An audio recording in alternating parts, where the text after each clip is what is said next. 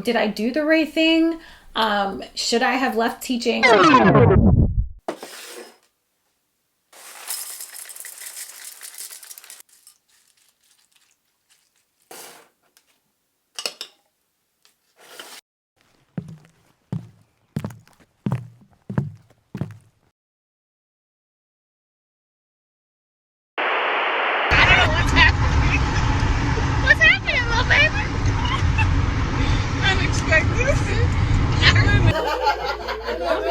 Yes. How old are you? 2. Okay, let's go.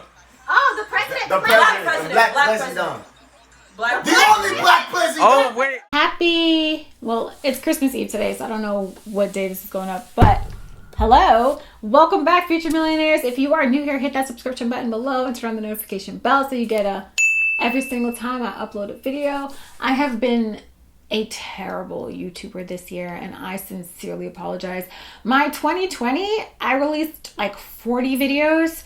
2021, I think I released 9, 10 maybe. That's a maybe. And yeah, so let's get into this year-end review, the final YouTube video of the year, and I have outlined the next 6 months of content for YouTube, so let's hope that I can get on board with bringing more consistent content. Let us pray. All right, so where should I begin? We are still in a shit show of a panorama for the second year in a row. New York is looking real spring 2020 around here, so that's fun. But let's dive into the title and see what's been going on with me financially, me with the brand, and personal, right? So financially, I set goals in January, so every year. And so I do not have my financial goals for 2022 just yet. I know I have 1 week left to figure those out, but I'm really trying to be more intentional with what financial goals I set. What is the reason behind them? How will they help impact my goal to retire early, to be building generational wealth, to be building financial freedom for myself. So that's where I'm at right now, kind of stuck. But the goals that I did set for myself for 2021, I did reach all of them, which is no easy feat, and I am very proud of myself. But I am also here to tell you that if you set financial goals or any goals for yourself in 2021 and you did not reach them or did not meet them, so what? I'll block that curse word out because I know YouTube will mess around with the ad money if I drop those curses. But honestly and truly, I promise you, it is all right if you did not reach goals. It was a very difficult year for everyone. We did not expect to be in this pandemonium for so long. So please, please, please take it easy on yourself. Go easy on me, baby. I'm no Adele, but go easy on yourself, right? It's difficult. And I barely hit those goals. I made it by the skin of my teeth. Okay. So I did pay off my car this year. I paid it off in September of 2021. I bought a car in November of 2020, and I put down $10,000 and I financed the 15. So my car was $25,000. And I was making extra payments per month, but I will do a completely separate video to detail how I was able to pay off this car on a teacher's salary. But I was so thrilled that I was able to pay it off and increase my net worth, which was another big thing for me. My net worth increased tremendously. I was able to invest more. I also maxed out my Roth IRA in April of 2021. And so that's doing really well, and I'm very happy for myself. I opened a Roth IRA very late in life, compared to like the Gen Z babies that are killing it in the finance world right now. So I opened it in October 2020. And so I'm really happy just to see, the growth that is doing. What else? I saved the amount that I wanted to save. I wanted to save at least $12,000 this year, $1,000 a month. I saved a little more than that because I ended up saving $1,240 a month instead of the $1,000. So that was really cool. I'm not going to do math quickly in my head, but I'll put the total that I saved for the year up here. I was also able to decrease some of my monthly expenses. So I was able to decrease my homeowners insurance by switching companies. I was also able to decrease my car insurance. That one was amazing because it went from $190 to $160 to $125, and I actually have more coverage now. I have full coverage in New York City for $125 a month. That is no easy feat. No easy feat. One goal that I did not hit, which I wasn't really sure that I would, was create a new stream of passive income. So I think that will be a goal that I shift into 2022. I was really just more focused on keeping the brand afloat and making sure that I was releasing content. So I find that I lived my life in a vertical landscape in 2021. So 2020 was more of a horizontal landscape. So here, long form video. But I was playing around and, really just seeing how the growth would be with just using like Reels. I did start TikTok in May. And it was fun. I really do love creating IG stories, IGTV, TikToks, Reels. Reels are my baby. I had a Reels Masterclass this May that did so well. It is the highest grossing Millennial In Debt product. So if you are interested in learning how to grow your business or your brand using Instagram Reels as a strategy, definitely, I'll link that in the box below. It was one of my favorites to put together, and I just had so much fun with that. So, the Millennial In Debt brand definitely grew. It didn't grow as much as I would have liked. And I'm all about transparency and honesty. My goal in January 2021 with the Millennial In Debt brand was to become a six-figure brand. I was hoping to shift out of teaching and just work for myself and just be a full-time entrepreneur. And unfortunately, that did not happen. As you guys know, I left teaching. So that was a really, really big move for me. No one really, people knew that I was trying to get out of teaching, but they didn't know, because I kept the interview process and everything so hush-hush, and I kind of really didn't tell anyone until I got the job. So I didn't go into full-time entrepreneurship, but I did leave teaching, and I now work as the brand manager of content and marketing for a financial tech company. It definitely has been a very difficult decision, and there have been a difficult transition, I should say. And there definitely have been nights where I have wondered, did I do the right thing? Should I have left teaching? Should I have, transitioned a year later and really just stayed there until I could have worked for myself? And so I'll be making a separate video on that, about how the first 9 weeks have been working in tech and leaving teaching. So that is coming definitely in the pipeline.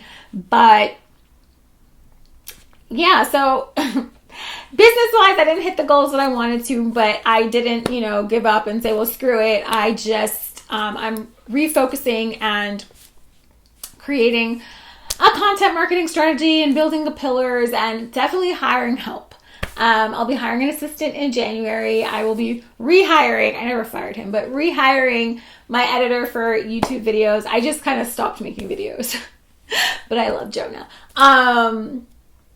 Yeah, so definitely hiring help, because I find that, especially during my darker times or where I'm having mental or emotional instabilities, that my brain is often cast to the side because I am, leading the flagship. And so I want to make sure that the brand is able to grow and thrive and scale up without being solely reliable on me.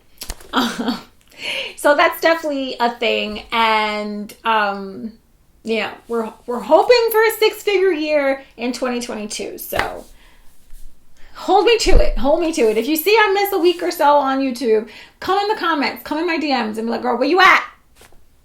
Those 6 figures, let's go. So I'm counting on y'all. Keep me accountable. But yeah, so from a brand viewpoint, the brand is growing content-wise and follower-wise. We just want to make sure it grows dollar-wise. And so that's the goal. And so I don't have financial goals for myself. I do have the goal set for the Millennial In Debt brand. From a personal standpoint, this year has been traumatic.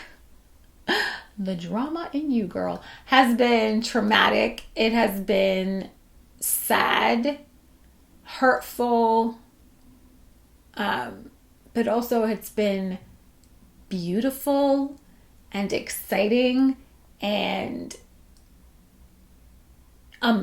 it's just been, I have a difficult time describing 2021 because some of the best and happiest moments of my life happened this year, and some of the worst and saddest moments in my life also happened this year. And I'm like, how can such beauty and such chaos live in one 365-day period? And it does. And so 2020 was hard for me, and I didn't enjoy much of the year at all, as you can see in my last year in review, which no one really cared about. But 2021 was different. Yes, we're still in, the chaos of it all. But personally, I learned a lot about myself. I learned a lot about people in my life. I had so much fun. And that's what I think is one of the most exciting things I haven't been able to say in a long time, in many years. I had so much fun. I visited my 25th state. I was on a plane 18 times this year. 18 times. What?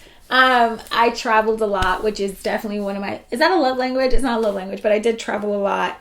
And I had really great experiences. I went to Hawaii with my two best friends. I fell in love with a lot of the happy moments in life that I had this year. I fell in love with them. I wanted to hold on to them and make them last a little longer. And then I had some, not so great moments. My grandmother was in the hospital for 8 weeks with COVID. I lost someone in February who was one of the best people I've known in my life. And that moment, it really made me question a lot. It made me question my faith. It made me question, what does the importance of anything really mean? I'm such a beautiful soul, such an amazing man, could be taken away from us so soon, so early, so young. So that was probably one of the worst experiences this year. But even that moment made me appreciate and love the people around me more. It made me hold on to them a little tighter. It made me celebrate and engage with them a lot more. And so I know that even though I will never forget, or I will never be able to replace Maurice in my life, he gave me more than a lot of people ever could have. So that was hard. But I know that he is up there laughing, because he was so sarcastic, laughing at all the times that I've cried about it, because he was here for a bigger purpose. So besides that, I've gone through a lot of other moments of grief, and grief is an interesting place to live in for a while, right? Because it's so dark and it's so unpleasant, and it just is so encapsulating of every moment, memory, everything. And so I think moving into 2022, I'm going to try to just be more present and be more accepting of people, of who they are and where they're at, and not try to force my love to try to change them or to try to push them in any direction. Really just accepting and embracing the fact that I can love someone with all my heart and not have them in my life. And that's so difficult. It's difficult to accept when you're 15. It's difficult to accept when you're 30, when you're 50, because we were taught that love and just, it's just everything. And so There are friends that I've loved my entire life that I am learning or training myself to, be okay with us not being in everyday life. But still knowing that the love is so real and so, eternal. That is something that I want to work on for 2022. Just my eternal love doesn't mean, day-to-day, face-to-face interaction. But overall, 2022 is just, it's going to be a year where I continue to do things that I did well, and I will continue them. I'll continue to learn and grow. I will take, the jabs that life will throw, and I'll just keep being the version of me that,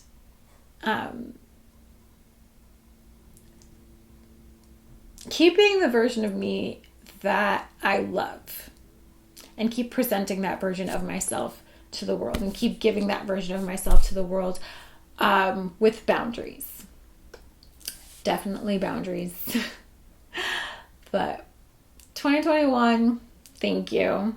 2022, I'm coming for you. Respectfully. Thank you for watching. Thank you so much for being a part of the Millennial In Debt brand. Thank you so much, the family, really, being a part of the Millennial In Debt family.